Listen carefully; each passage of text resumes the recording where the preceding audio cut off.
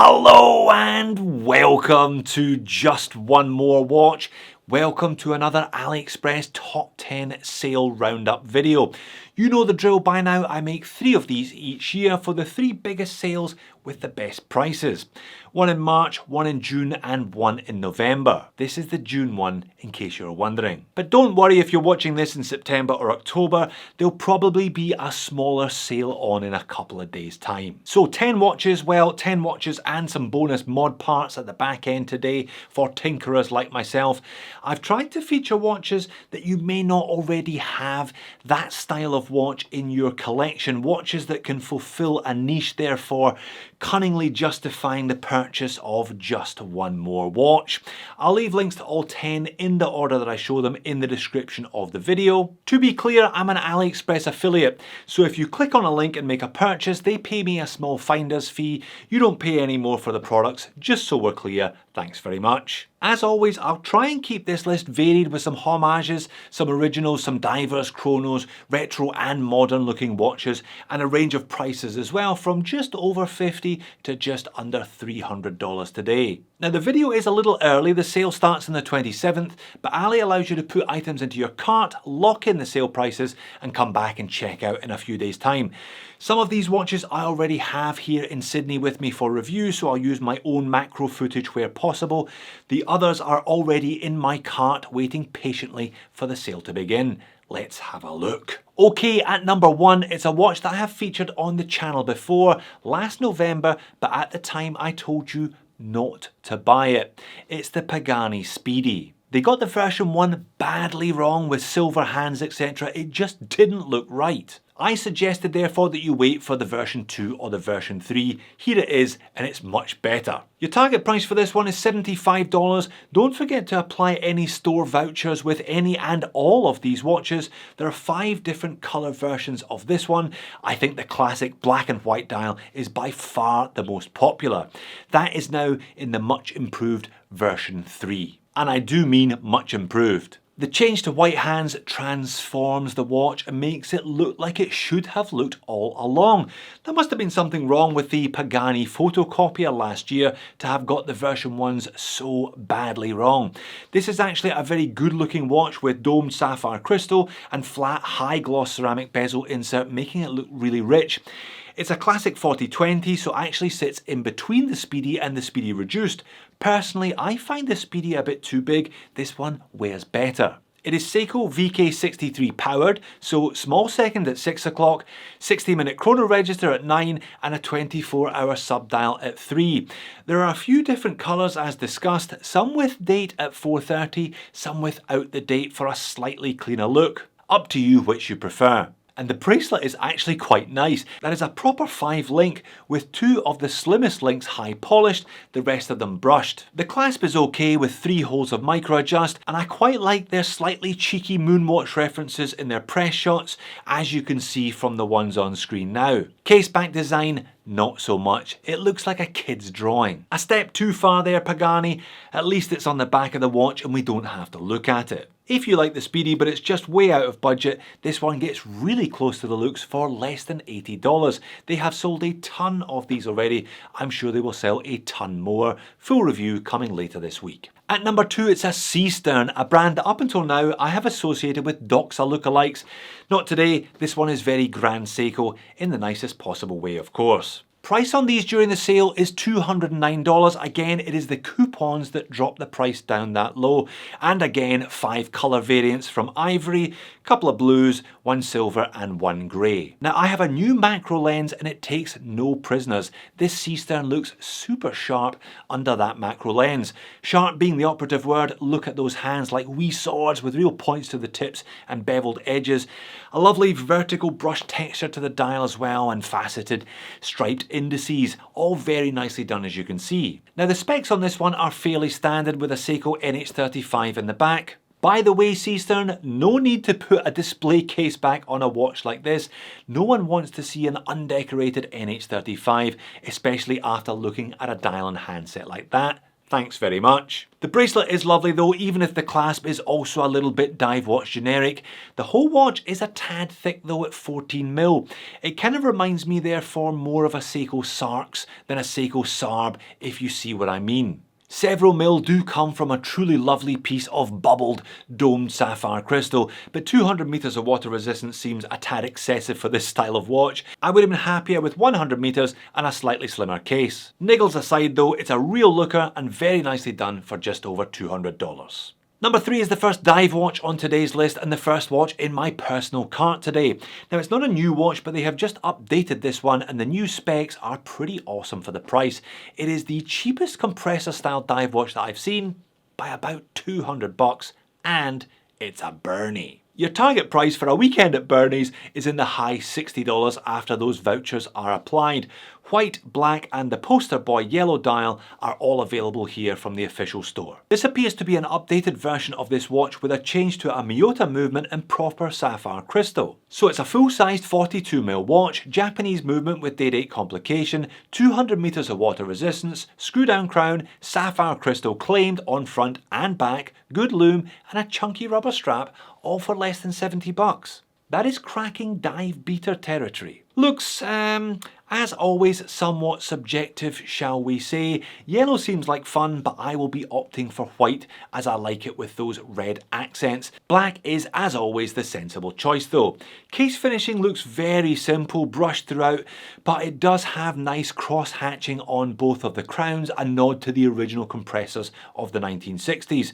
And 20mm lugs means no worries if you want to swap this rather chunky rubber strap for something different. If you don't already have a compressor style diver in your collection, this is by far the cheapest one I've seen. And if you want to spend another $20, they offer a customizing service whereby you get your name or logo on the dial and the rotor. Completely unnecessary of course, if your name is Bernie. At number 4 and hot off the press is a brand new chrono by Sugess. Now Sugess and Seestern and a few others all seem to come from the same factory, so I am pretty sure that the quality is pretty good. It's a Zenith homage, specifically a lookalike of their A384 Chronomaster Revival. Okay, so 8 colour combos in total with this one, 4 on the canvas and 4 on the bracelet. Green, blue, 2 white dials, 1 with multicoloured sub-dials and 1 straight panda style. This is a brand new watch, so discounts are slim. The price is around $215 on the canvas, roughly $235 on the bracelet after all vouchers. It's powered by the Seagull ST19, but with 3 registers instead of 2. It's an ST1902. The subdial at 6 is a 12-hour indicator therefore. Please note there are differences between the dial printing, specifically relating to the minute track depending on the colour. I personally am highly tempted by the panda dialed version, just a plainer black and white one.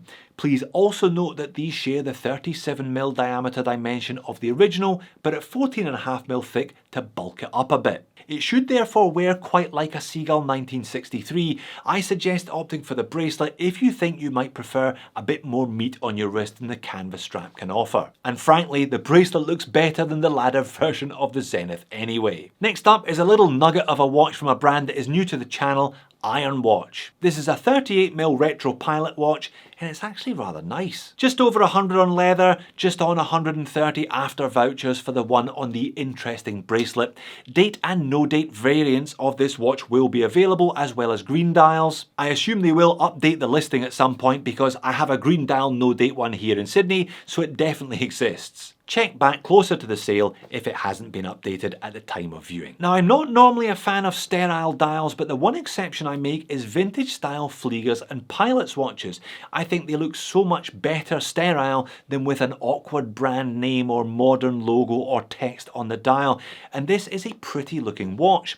The leather both looks and smells good, and the bracelet is lovely. It's an 11-link beads of rice style and comes with 2 screwdrivers, as it's one of those that the screws go all the way through. It does have a butterfly clasp though, so you'll be wearing it loose, but as the watch is small and light and slim, that's not going to be a problem. It's a nice piece of double dome sapphire. The Miyota 8000 series is okay for the money they're asking, certainly a reliable long-term choice. Everything is just printed on, but there is some reasonable C3 old radium style loom on the hands and the indices, nice cathedral hands as well by the way, and a train track minute track around the outer edge. And personally, I'd be going for the no date every time. At number 6 is a cheap tourbillon. I have featured these on lists before. Indeed, I have bought them myself before. I'm wearing my Aesop at the moment, still running like a champ after over a year. The Aesop with its sparkly dial may be a little bit out there for some though, so on the list today is exactly the same watch but in a much more traditional looking package. No shortage of options here with this GIV Tourbillon, a bunch of different colours, bracelet or leather, and a choice of two movements, the T8 and T9. I've got a couple of watches now with the T8 movement. That's the one I'm going to show you today. Prices on these from under 260 on a leather to just over 280 on the bracelet. New macro lens as mentioned, and this one looks pretty good, doesn't it? With those little cabochons on the hours, printed Romans and a heavily textured centre section to the dial. I love the fact that they are proud of being formed in 1986. Squint and you can pretend it says 1886. Hands are Breguet, of course. Monsieur Breguet having invented the tourbillon in the late 1700s. Now there is always some debate as to whether or not these movements are actually tourbillons or rather carousels. I can only see one drivetrain, one set of gears powering both the balance wheel and the cage, so I reckon it's a tourbillon. Perhaps that T9 movement is a carousel. Sapphire crystal and some water resistant mean that dailying a cheap tourbillon is a distinct possibility, and this one is really wearable with 42mm diameter and a 22mm lug width. As you can see, it is just a more traditional looking version of the Aesop Tourbillon. I'll leave links to both in the description of the video, but what about accuracy? Well, this is my Aesop with the same movement after 1 year of ownership, not bad at all. And they provide a price list of repairs so you don't have to worry about parts if you do have an accident with it. Some colours are better than others though, I think. I'm not sure that PVD black works with this very traditional style, but hey, if that's your bag, then go for it. Moving on to another diver, this time a proper retro piece with looks going back to the early 1960s. It's the Merkur/FOD Decompression diver. These are around 135 on a strap, 150 on a bracelet. Slightly cheaper if you opt for the bezel-less version, but you probably shouldn't. Now this one lives or dies almost entirely on whether or not you like the looks. If you don't, then skip ahead 60 seconds. I think it looks great. They claim it as an original design, but it does look quite a lot like the Mido reissue from a couple of years back, but with different hands and colours, etc. Mind you, the Mido certainly wasn't the only 1960s diver with decompression markings on the dial. There is some loom on the dial and hands, and the quick release leather strap is nice and soft. But it is only a piece of K1 hardened mineral crystal and an unknown movement. Merkur claim they developed it themselves, but I doubt that very much. I'd guess a Seagull non-hacking manual winder. Case back is also sterile, and it only has 50 meters of water resistance. So perhaps they can claim that is period correct. But like I said, I'm trying to show you watches today that you don't already have anything similar in your collection, and I highly doubt you have anything like this in your collection. At number 8, it is a very simple tuxedo style dressy number on leather with a small second indicator by Thorn. It's one of the cheapest watches on today's list, coming in at $55 once you add a couple of vouchers. If you only have an occasional requirement for this style of watch, then one of these might work well. Why spend more? And quartz is great for a grab and go occasional wear piece. And it's covert quartz because of that small second hand. It is barely noticeable ticking away down there. Glass is double domed K1 mineral crystal with some nice blue AR coating. It's small and neat at 38mm and slim because it's quartz, coming in at under a centimetre, 9.5mm thick. The leather strap is comfy and there is a bit of loom on the hands. It is, however, another watch where I'm glad you don't have to look at the case back. Motivational self-help style quotations and watches just don't mix, guys. Okay, number 9 and another watch in my own cart today. Are you ready? Boom! Look at that thing. It's an original design bullhead chronograph, super retro with a mechanical movement for under $250. 3 colours are available: blue, green and oh so 70s brown, bracelet or leather. Add a voucher or two and you'll hit just under $250 for one of these. Now, bullhead chronos are like rocking horse droppings. Again, I bet you probably don't have one of these in your collection already. I've reviewed 4 in 5 years and all bar one of them have been quartz. This one is powered by a Seagull ST1901. Redstar, by the way, are the company that manufacture the watch that we know as the Seagull 1963, which uses this very same movement. Those square subdials look fantastic, the dial is very legible, the hands tipped in white with big applied indices. There's some great Google Translate in evidence on this listing as well, including cowhead facial skeleton and word nails, whatever they are. It has a diamond style crown and recessed chrono pushers. Bullheads always have a unique side profile. There's even a bit of loom here too. There are a few quirks though, shall we say. ST19s do have a higher failure rate and worse accuracy than Seiko Mecha Quartz movements, for example, so bear that in mind. Only 30 meters of water resistance isn't great. A weird 18 flaring to 20 mil lug width with this thing, so you're pretty much stuck with the original strap or bracelet choice, and mineral crystal. I would have preferred sapphire, obviously. I'm definitely still having one of these though. Leather for sure for me. I've now got 5 days to decide between green or brown. And finally, at least until I get to the mod parts anyway, it's a Milspec diver for about 10% of the cost of the big brands, with identical specifications. It's a QM, and with a couple of vouchers it will cost you just over $65. Two variants are available, either in blasted steel or PVD black coated stainless steel, both for the same price. Now this is a remake of a British Royal Navy Milspec style watch they issued sailors from the early 1990s. According to the specs, it was the kind of watch worn by hairy-chested secret agents. Not sure about that. Full sized at 42mm, but with a short lug to lug of 47mm and a NATO strap, of course. I think this will fit most people nicely. 300 meters of water resistance and a screw down case back, unidirectional bezel and decent superluminova, all good for those aforementioned naval types. Miyota 2115 quartz movement has a 10-year battery life and hardened mineral crystal covering the dial. For reference, a CWC will cost you 550 quid, that is 650 US dollars, with a quartz movement and a hardened mineral crystal. I have one of these QMs in my cart ready to roll. I'm going to compare it to Mr. P's CWC when it lands. Okay, bonus mod parts. Well, first let's have a look at a wee project I picked up for myself last week. It's a Titoni Airmaster case, bracelet, dial and hands for like $22. Now I assume these are new old stock rather than repros. It would be a very, very odd watch to fake. It's compatible with the ETA 2824, so I also bought a PT 5000 for like $22. So I have a neat little project complete with a high beat auto for less than $50. I'm also looking at getting some Casio mod parts. I have a few squares now, and I saw these dirt cheap Jellyfish cases and straps for $10, so I'm going to pick up one or two of those. And now that the Casio GIV2100, the Cassie Oak with Bluetooth and solar, is out, I reckon there'll be quite a few battery powered Casios lurking in boxes. Why not mod them? I didn't realise that dials, loomed chapter rings and hands were available for these things.